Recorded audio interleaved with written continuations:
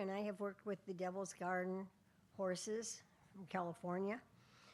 And the question is there any validity to advocates' concerns regarding the use of GonaCon as suggested day 1, day 30, and then again on year 3 or 4? So, as I understand, there's no research to date on this process. There's no long-term monitoring, except now we have 2 years of monitoring on 3 herds. Is it Swayze, Eagle, and Sulphur, but not long-term. We have no comparison of morbidity to replacement rates.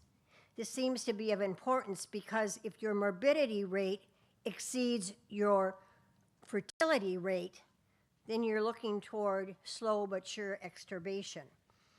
And finally, here,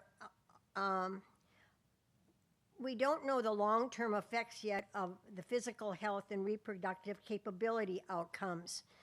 But we do know that GonaCon affects the hormones in the pituitary glands, which also are responsible for many other functions in the species.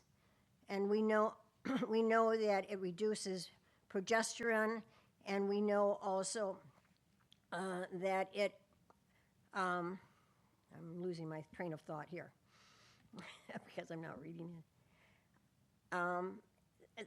Finally here, I understand that GonaCon is being used in Devil's Garden on the stallions as well as on the mares. And this to me, even though the GonaCon label says you are not to use it on stallions because it will sterilize them, and also the EA there says that you're not to be using GonaCon and you're not to be using it until you are within AML.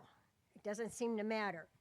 And so to inject mares at this time and stallions without longer range study appears irresponsible to me and unscientific and even bordering on criminal.